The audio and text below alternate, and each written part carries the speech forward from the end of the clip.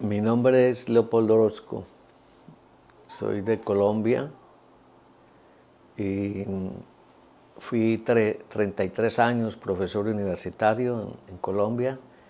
Llegué hace 11 años a este país.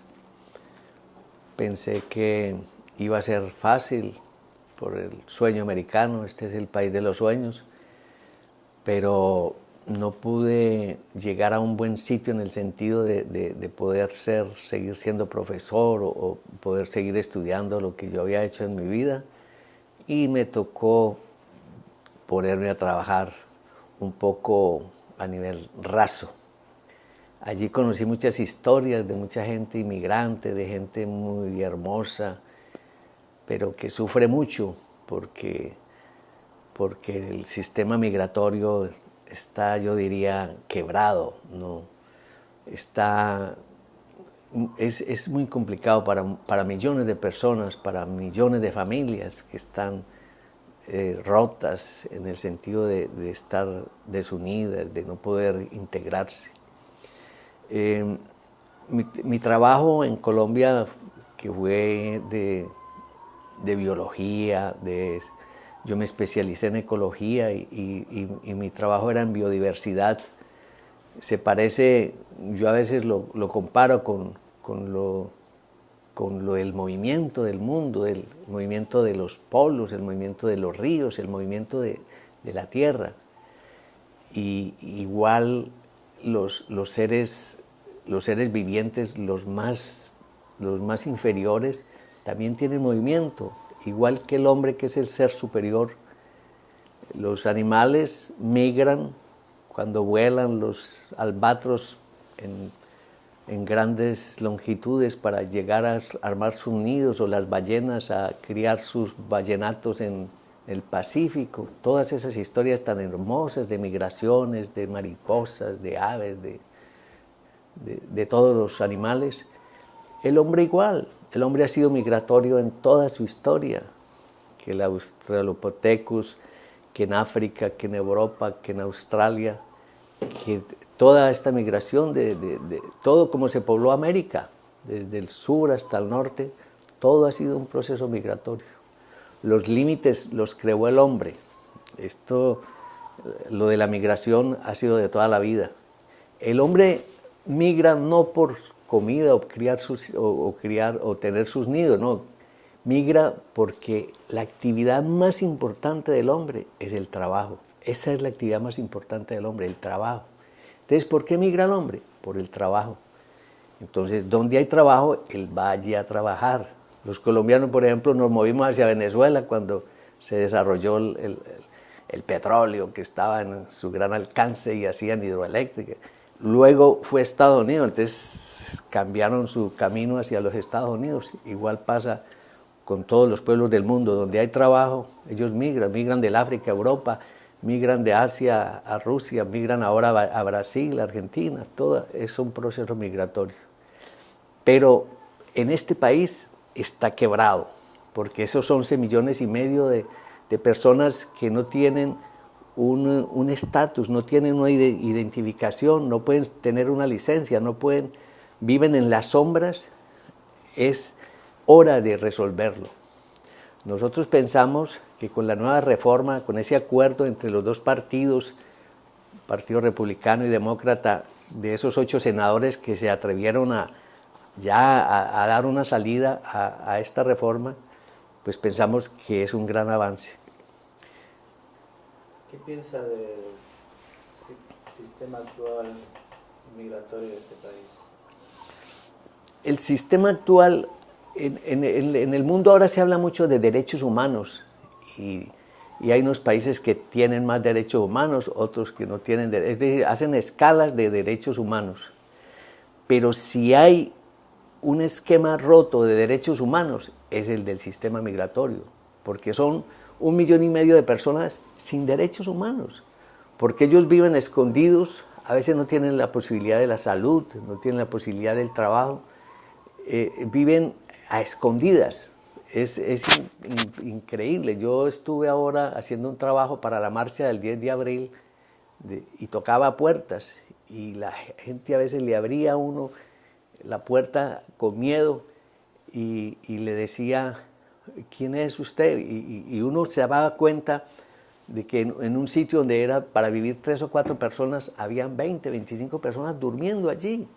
Personas que las levantan a las 5 de la mañana y a las 6 las dejan después del trabajo y quedan escondidos en la casa y solo uno es el que sale a comprar la comida para alimentar a esos 25. Son miles de estos sucesos los que se han en esta situación migratoria. Entonces, yo pienso que lo de los derechos humanos, de que tanto se habla en el mundo, aquí está, pero bien quebrado para mucha gente. ¿Cree que hay organizaciones latinas que están trabajando actualmente por cambiar esos derechos humanos o hacer algo al respecto para que cambie? Sí, hay muchas organizaciones. Por ejemplo, la marcha del 10 de abril fueron 50 organizaciones que ayudaron, apoyaron económicamente para el traslado, para los buses, para que tuvieran metro la gente. Son sindicatos, organizaciones obreras, organizaciones campesinas, muchas organizaciones de apoyo a los inmigrantes, por ejemplo, Casa de Maryland, el sindicato de la limpieza de Estados Unidos fue una gran colaboradora. Los centros comunitarios que en las ciudades, en los condados se crean, también son de apoyo, porque también hay muchos sitios donde los americanos se dan cuenta de la situación de la gente y hacen sistemas de apoyo. Entonces hay mucho apoyo a que esta reforma se dé. Hay encuestas ya que hablan de más del 60% de los americanos de apoyar una reforma migratoria. ¿Cree que estos últimos atentados en Boston pueden de alguna manera entorpecer el progreso de la reforma migratoria o alargarlo? Es lamentable que se den estos sucesos, así como los del 9/11 o lo de Boston. Todos estos son sucesos en contravía de los procesos de la vida normal. Eso afecta. Por ejemplo, ahora se habla de que fueron 2 inmigrantes los que hicieron este atentado, y entonces incluyen al 1,5 millones de inmigrantes como si ellos tuvieran que ver en eso. Nosotros queremos, y los inmigrantes quieren ser ciudadanos, quieren ser hombres de trabajo, quieren ayudar a sus familias, desarrollar sus familias. Ellos quieren es salir adelante, ser ciudadanos buenos para ser felices. ¿Qué esperan lograr con esta próxima marcha del 1 de mayo? Bueno, este proceso de la reforma, que es un proyecto que se empezó pues ahorita con la propuesta del 10 de abril, pero el presidente Obama había pedido desde enero que se hiciera esa propuesta, que se adelantara. Los plazos se van venciendo, tenemos solo 4 meses para llegar a que el Senado decida. El Senado va a tomar unas vacaciones en agosto, entonces todos estos movimientos que hacemos, como el del 10 de abril, como el 1 de mayo, es una permanente agitación de nuestras ideas, de empujar, de hablar con los senadores, con los representantes que en unas partes están renuentes a que salga la reforma. Entonces hay que ir a presionar, a mantener un diálogo con la comunidad que tiene que resolver el problema, para que vean nuestros puntos de vista y que vean la necesidad de la reforma migratoria, de la unidad de las familias, de que se paren las deportaciones, de que se resuelva el problema migratorio. Como ciudadano del estado de Virginia, ¿cree que el gobernador o representantes de Virginia están haciendo algo por este movimiento migratorio? Pensamos que los 2 senadores demócratas están muy bien alineados hacia el proyecto migratorio. Queremos hacerle un llamado especial al representante Eric Cantor, que es el dirigente de la mayoría republicana, es el representante y que es además el líder de la mayoría republicana en la Cámara, para que él ha tenido diferentes posiciones, él habla de los niños que sean ciudadanos, pero queremos que entiendan cuál es en qué proceso estamos y pedirle que apoye y que se resuelva de una vez por todo esto de la reforma migratoria. Esto es un beneficio para el país, un beneficio económico. Son poner a los trabajadores a declarar sus impuestos, es integrarlos a la sociedad, es integrarlos al trabajo, es que tengan la posibilidad de una licencia, entonces van a comprar carros, van a comprar casas, van a ayudar a la economía. Esto todo va en beneficio de la economía. Usted como miembro de un grupo pro-inmigrantes, su organización, ¿qué está haciendo ahora mismo para impulsar a la gente que vaya a la marcha el 1 de mayo? Nosotros estamos trabajando en Virginia fundamentalmente. Casa de Maryland desplazó gente a Baltimore, a Maryland, a Washington para la marcha del 10 de abril, y aquí en Virginia también hicimos un trabajo muy importante.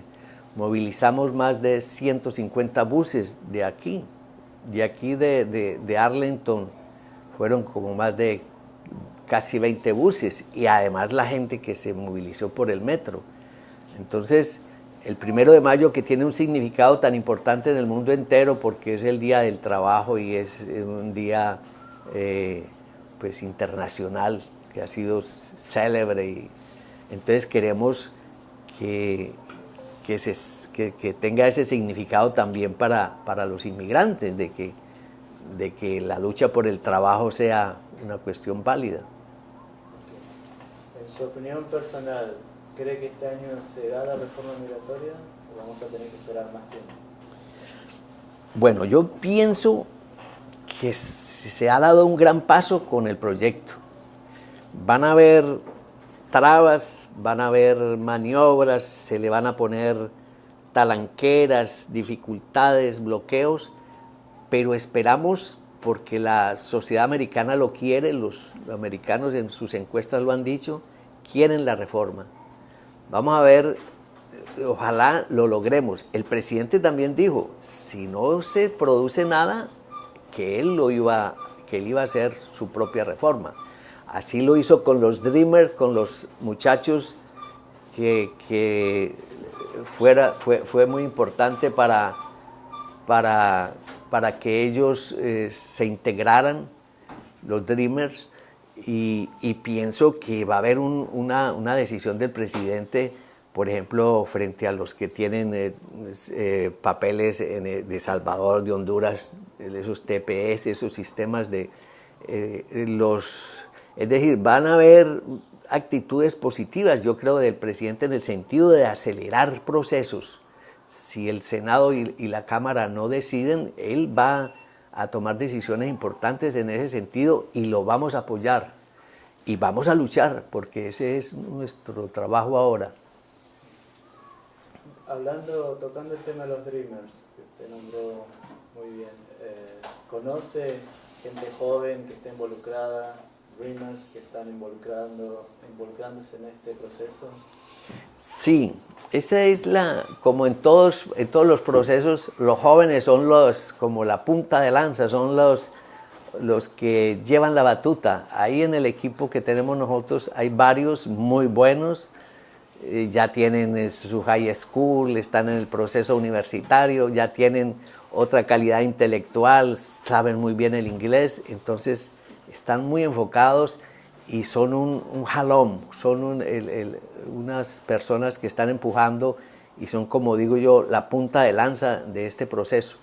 Esos son más de 1 millón. Claro que solo se han integrado hasta ahora por los procesos de papel y todo esto como unos 300,000, pero de esos soñadores pueden ser más de 1 millón. Es posible que en este proceso va a ser muy importante el apoyo de este sector, de los Dreamers, de los soñadores, de los jóvenes.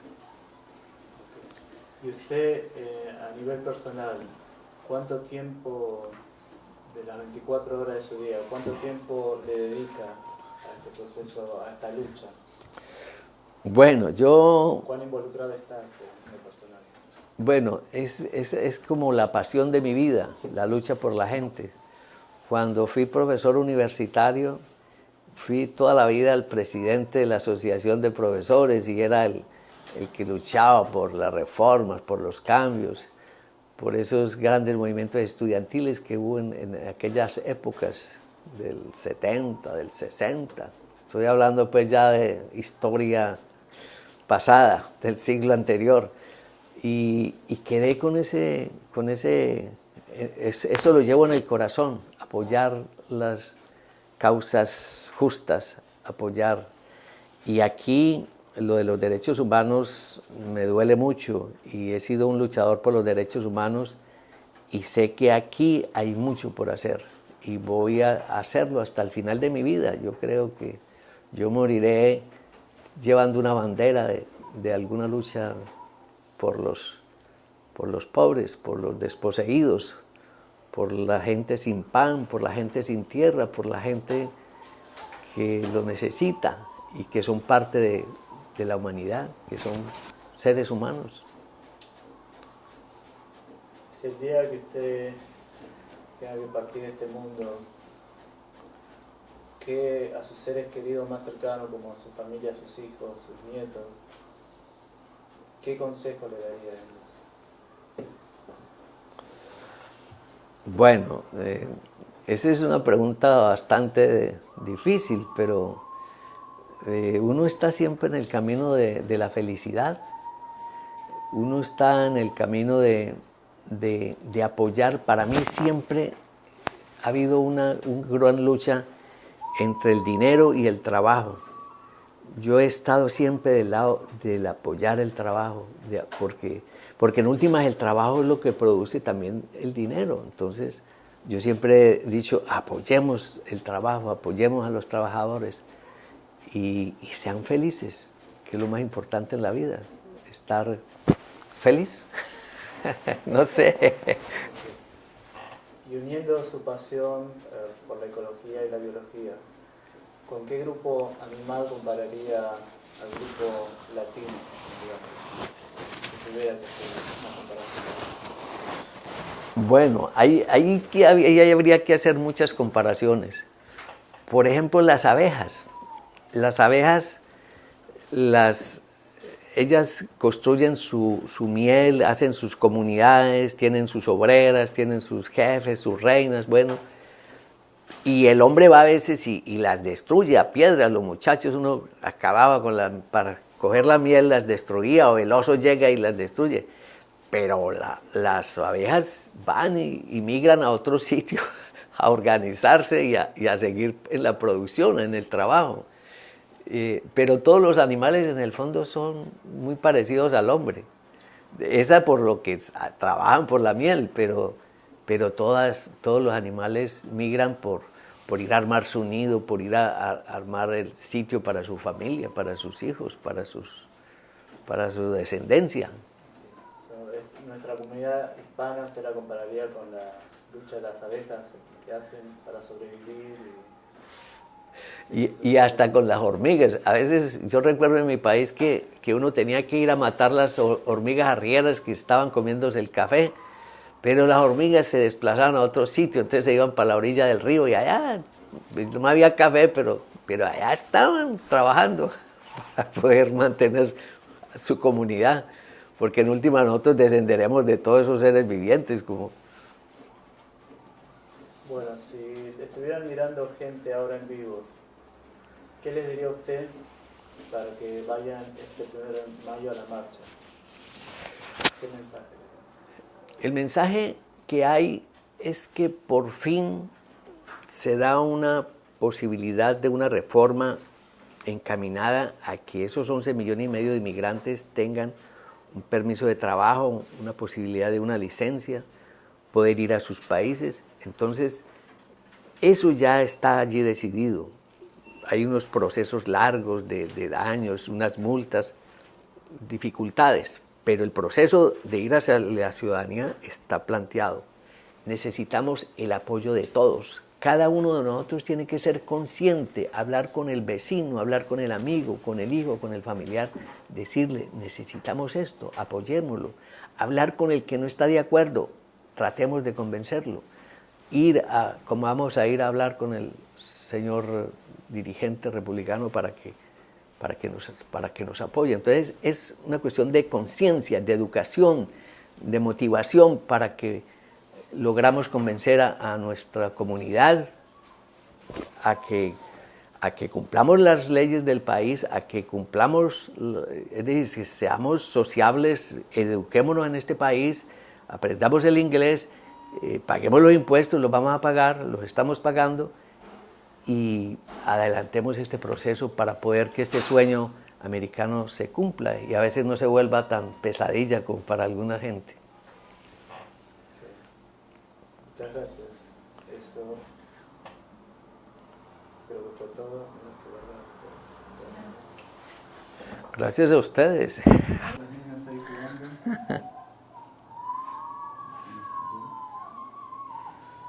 Y todos son latinos.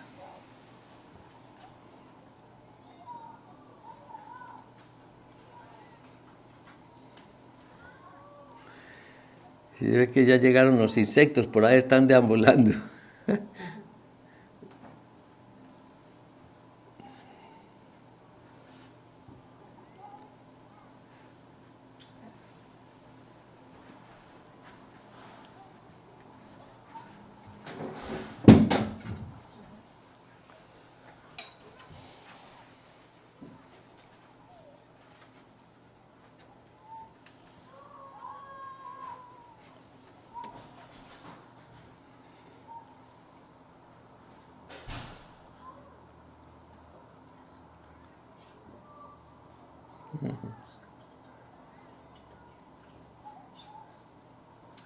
¿Podría ahí desde donde está hacer como un resumen de todo lo que habló desde el principio? Pero un resumen cortito para hacer la edición, digamos.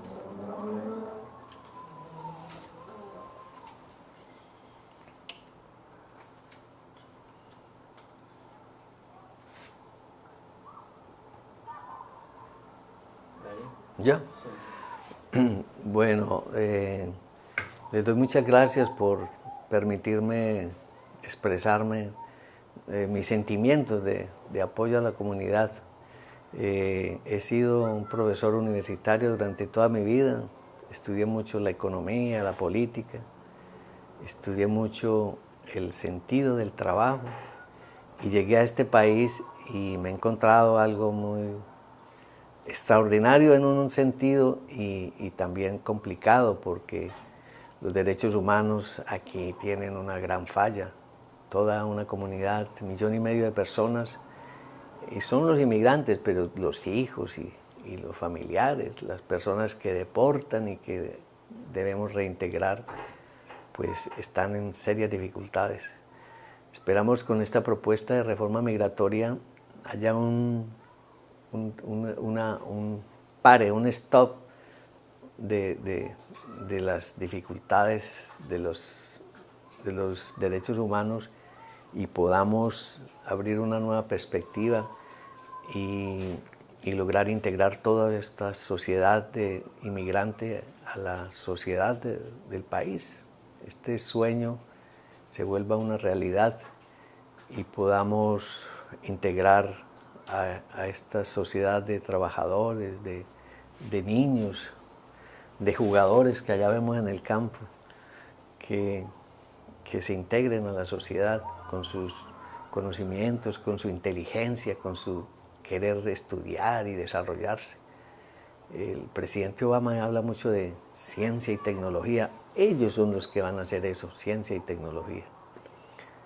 Vamos a ver si lo logramos. Vamos a salir adelante. Yo sé que ustedes son también apoyo para este proceso. Muchas gracias. 13%. Y somos los que más crecemos. Somos el grupo étnico que más crece. Somos muy activos teniendo hijos. entonces es el que más crece. Eso quiere decir, por ejemplo, que miles de niños diariamente se convierten en ciudadanos, porque si es en un crecimiento de más del 1% de 50 millones, quiere decir que todos los días están ingresando ciudadanos al sistema. En la campaña pasada del presidente Obama se integraron 2 millones nuevos de ciudadanos latinos a la votación. Y fue muy importante nuestra votación en el proceso de la elección.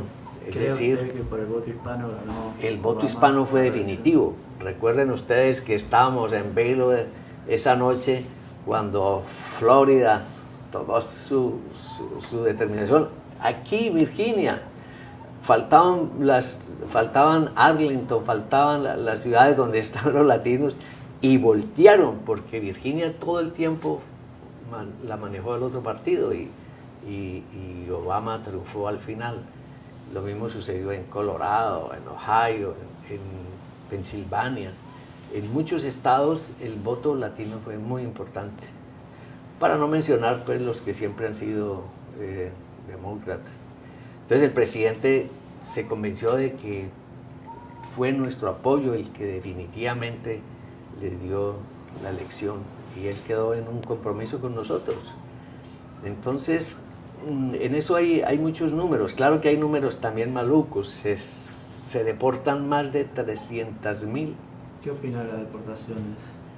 Las deportaciones son terribles porque yo he visto casos de jóvenes y de adultos pues que se deportan porque no tenían licencia de conducir, o porque llegaron y en ese momento los detuvieron, pero no que hubieran cometido ningún crimen, sino que los detuvieron y sus papeles, no, yo no tengo papeles, entonces deportación. Entonces hay muchos de ese tipo de deportaciones, y se separan padres, se separan hermanos, se separan hijos, se desintegran familias. En el proceso de la reforma del proyecto migratorio se habla de todas las deportaciones injustas que hubo, reintegrarlas a la familia, y entonces sería muy importante. ¿Le tocó a usted ver algún caso que le toque en lo personal, ya sea un amigo cercano, familiar, que la hayan deportado y la familia quedó separada? Sí, hay varios. En Casa de Maryland mencionan mucho una señora y iban a deportar en estos días, no recuerdo el apellido del papá, pero el papá lo detuvieron cuando lo recogieron afuera para irse para el trabajo, y el niño desde la ventana dice: mi papá se lo está llevando la policía, y entonces sin ninguna causa, y ya va a ser deportado en estos días. Estaban pidiendo de que se mandaran notas para tratar de parar esa deportación. Casa de Maryland hace mucho de ese tipo de ayudas para parar deportaciones. Y en este camino de la marcha del 10 de abril tocamos muchas puertas y vimos gente con grilletes simplemente porque los detuvieron, porque recién habían llegado.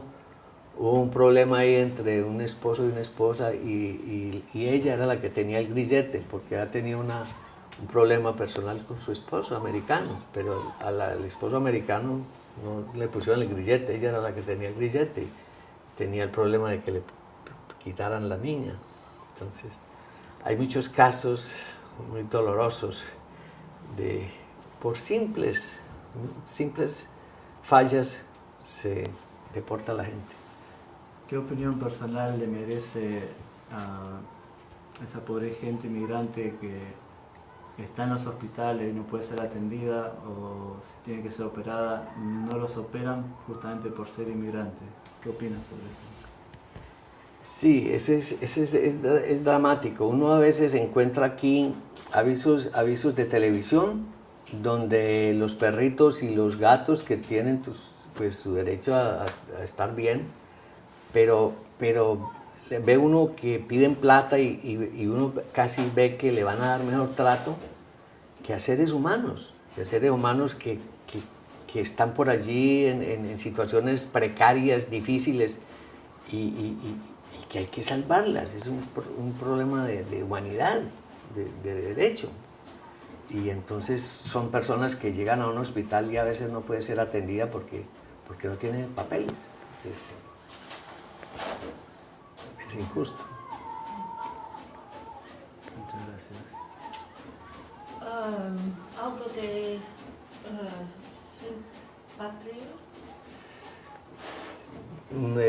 Colombia es un país en esto de la migración lo ha tocado bastante. Es decir, hemos tenido una guerra de más de 50 años y eso ha causado fuerte inmigración, además del problema del tráfico, de la cocaína y del problema del narcotráfico, ha sido deplorable y ha causado mucha migración. Creo que en Estados Unidos hay más de 1 millón de colombianos, en Venezuela hay más de 1 millón de colombianos, en Europa es mucha la gente que se ha ido de nuestro país. Tenemos esa gran dificultad frente a lo de la droga. He visto una propuesta nueva de Estados Unidos que el problema de la droga lo van a tratar de otra forma, no como un problema de cárcel, de meter la gente a la cárcel sino un problema de salud, un problema de resolver el problema más bien de que la gente vaya a un servicio comunitario, si le cogieron, es un problema de adicción, de enfermedad, entonces hay que resolverlo, es como un problema de salud, no de meterlo a la cárcel, porque uno mete a una persona a la cárcel y ese no es el tratamiento, entonces parece que hay todo un cambio que va a ser muy importante en cómo manejar el problema de la adicción y todas estas cosas que tanto en el caso nuestro de Colombia pues crean dificultades de guerra. Esas guerras que se producen allá económicas, como lo en Salvador, en Guatemala, en últimas terminan mandando a la gente al país donde hay la posibilidad del trabajo. Entonces, a veces las dificultades económicas por las que atraviesan nuestros países, lo que hacen es que la gente busca trabajo donde lo haya. Entonces hay que tratar de resolver las economías de esos países, de mejorar las economías de esos países para que la gente se quede allá. En cierta forma es una solución. Es decir, es un problema económico del mundo, porque la gente se mueve porque no tiene dónde vivir. Si se resolviera la